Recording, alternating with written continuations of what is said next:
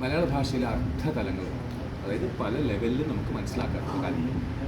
ഈ അർത്ഥതലങ്ങൾ എന്ന് പറയുമ്പോൾ അക്ഷരാർത്ഥം, ഭാവാർത്ഥം, വ്യംഗ്യാർത്ഥം, ലക്ഷണാർത്ഥം, ഗൂഢമൂലം എന്നൊക്കെ പറഞ്ഞ് പല ലെവലാണ്. അക്ഷരാർത്ഥം എന്ന് പറയുമ്പോൾ അക്ഷരങ്ങൾക്ക് അർത്ഥമുണ്ട്, അതിനെ കൂട്ടിച്ചേർത്താൽ ആ വാക്കിൻ്റെ അർത്ഥം കിട്ടും.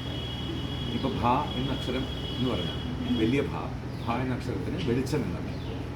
അപ്പോൾ ഭാസ്കരൻ എന്ന വാക്കിനർത്ഥം ആരാണോ യസ് കരോതി ഭ, അതായത് വെളിച്ചം ആരാണോ തരുന്നത് അത് ഭാസ്കരൻ, അപ്പോൾ അത് സൂര്യൻ. അപ്പോൾ ആ ഭാസ്കരൻ എന്നുള്ള വാക്ക് അക്ഷരാർത്ഥമാണ്. അതേപോലെ തന്നെ ഇപ്പോൾ ഭയം, ഭ എന്ന് വെച്ചാൽ വെളിച്ചം, യമ എന്ന് പറഞ്ഞാൽ ഇല്ലാണ്ടാവുക. ഭയം എന്ന് പറഞ്ഞാൽ വെളിച്ചമില്ലാതാകുമ്പോൾ മനസ്സിലുണ്ടാകുന്ന ഫീലിംഗ് എന്താണോ അത് ഭയം. അപ്പോൾ ഇത് അക്ഷരാർത്ഥം. ഇനി ഭാവാർത്ഥമാണ്. നമ്മളിപ്പോൾ ഒരു കവിത ഒരാൾ കാണിച്ചു, അത് പറഞ്ഞാൽ കൊള്ളാം മീൻസ് ഓക്കെ. പിന്നെ വേറൊരാളെ കാണിച്ച് പറഞ്ഞാൽ കൊള്ളാം മീൻസ് ഗുഡ്. പിന്നെ ഒരാളെ കാണിച്ചു കൊള്ളാലോ മീൻസ് വണ്ടർഫുൾ. ഈ കൊള്ളാം എന്ന വാക്ക് മാത്രമേ ഉള്ളൂ, ഭാവം മാറുമ്പോൾ അതിൻ്റെ അർത്ഥം മാറും. അത് ഭാവാർത്ഥം. ഇനി വ്യംഗ്യാർത്ഥമുണ്ട്. അതായത് ഭാര്യയോട് ചോദിക്കുകയാണ്, ഞാൻ ഫ്രണ്ട്സിനോട് പാർട്ടിക്ക് പോകണം. അപ്പോൾ ഭാര്യ എന്ത് പറയും? പൊയ്ക്കും എന്ന് വെച്ചാൽ പോകരുത്, കാരണം പോയാൽ പ്രശ്നമാണെന്നാണ് ആ വാക്കിൻ്റെ അർത്ഥം. വ്യംഗ്യാർത്ഥം ഇംപ്ലൈഡ് മീനിങ് ആണ്. ഇപ്പോൾ അച്ഛൻ പറയും നീ ചെല്ല് പോയിട്ട് വാങ്ങി എന്ന് വെച്ച് കഴിഞ്ഞാൽ പോയി കഴിഞ്ഞാൽ പ്രശ്നമാണ്. അപ്പോൾ വ്യംഗ്യാർത്ഥം. അപ്പോൾ അക്ഷരാർത്ഥം, ഭാവാർത്ഥം, വ്യംഗ്യാർത്ഥം, ലക്ഷണാർത്ഥം, ഗൂഢമൂലം എന്നൊക്കെ പറഞ്ഞ അർത്ഥതലങ്ങളുണ്ട്. നമ്മളിപ്പോൾ യൂസ് ചെയ്യുന്നത് ഈ വാക്കുകൾ ഒരു വൈബ്രേഷനാണ്. അപ്പോൾ ഈ വൈബ്രേഷൻ നമ്മൾ പ്രകൃതിയോട് പറയുന്ന കാര്യങ്ങളാണ്. പണ്ടത്തെ ആൾക്കാർ എന്ത് പറഞ്ഞാലും നല്ല തലവേദന, നല്ല വെയിൽ, നല്ല മഴ എന്ന് എല്ലാം നല്ലതെന്ന് പറഞ്ഞില്ല. അതെല്ലാം നല്ലതായിരുന്നു. ഇന്ന് നമ്മൾ എന്താ പറയുക?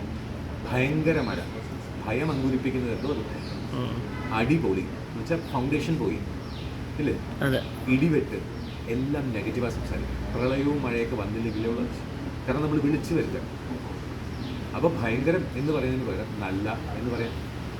അടിപൊളി എന്ന് പറഞ്ഞാൽ ഗംഭീരം എന്ന് പറഞ്ഞാൽ ഇല്ലേ? സത്യം. അപ്പോൾ അങ്ങനെ നല്ല വാക്കുകൾ യൂസ് ചെയ്ത് കഴിഞ്ഞാൽ നേച്ചർ നമ്മുടെ സൈഡിലോട്ട് വരും. കഴിവതും നെഗറ്റീവ് വാക്കുകൾ യൂസ് ചെയ്യാതിരിക്കുകയാണെങ്കിൽ പ്രകൃതി നമ്മൾ പറയും. ഓക്കെ, ഇപ്പം ഈവൻ നമ്മൾ ഇന്ത്യ എന്ന് നമ്മൾ പറയും. പണ്ട് അറബികൾ അൽ ഹിന്ദ് എന്ന് പറഞ്ഞ വാക്കിന് ഇന്ത്യ എന്നുള്ള പേര് വന്നു. ഇംഗ്ലീഷുകാർ അൽ ഹിന്ദിന് ഇന്ത്യ എന്ന്, സിന്ധു നദീതീരത്ത് നിന്നുള്ള ഇന്ത്യ എന്നുള്ളതൊക്കെ പറയും. നമുക്ക് ഭാരതം എന്നുള്ള പേര് മാറ്റാൻ പോയപ്പോൾ നമുക്ക് ആകെ ഒരു എന്തോ പ്രശ്നം നമ്മൾ പറയാൻ പാടില്ല, എന്തോ വലിയ ഇഷ്യൂ. ഭ എന്ന് വെച്ചാൽ വെളിച്ചം, രാ എന്ന് വെച്ചാൽ ഇരുട്ട്, തമസ് എന്ന് പറഞ്ഞു കഴിഞ്ഞാൽ അറിവില്ലായ്മ. അറിവില്ലായ്മയുടെ ഇരുട്ട് മാറ്റാൻ വെളിച്ചം തരുന്ന നാട് ഭാരതം. അത് അഭിമാനിക്കേണ്ട ഒരു പേരാണ്. അത് നമുക്ക് പറയാൻ ധൈര്യമില്ല. അപ്പോൾ അറ്റ്ലീസ്റ്റ് ആ ധൈര്യമില്ലെങ്കിലും നമ്മൾ യൂസ് ചെയ്യുന്ന വാക്കുകൾ നല്ലതായി കഴിഞ്ഞാൽ പ്രകൃതി നന്നാവും. നല്ല മഴയുണ്ടാവും, നല്ല വെയിലുണ്ടാവും, നല്ല തലവേദനയും നല്ല വയറ്റുവേദനയും ഉണ്ടാവും. നമ്മൾ പറയുന്നത് ഒടുക്കത്തെ കാറ്റ് എന്ന് വെച്ചാൽ ഇനി കാറ്റില്ല, ലോകം അവസാനിച്ചു എന്നർത്ഥം. മുടിഞ്ഞ മഴ, നമ്മളെ നശിപ്പിക്കുന്ന മഴ, അങ്ങനെയാണോ? അല്ല. അപ്പം നല്ലതിന് നല്ലതെന്ന് പറയാമെന്നുണ്ടെങ്കിൽ നമുക്ക് നന്മയുണ്ടാവും. തീർച്ചയാണ്.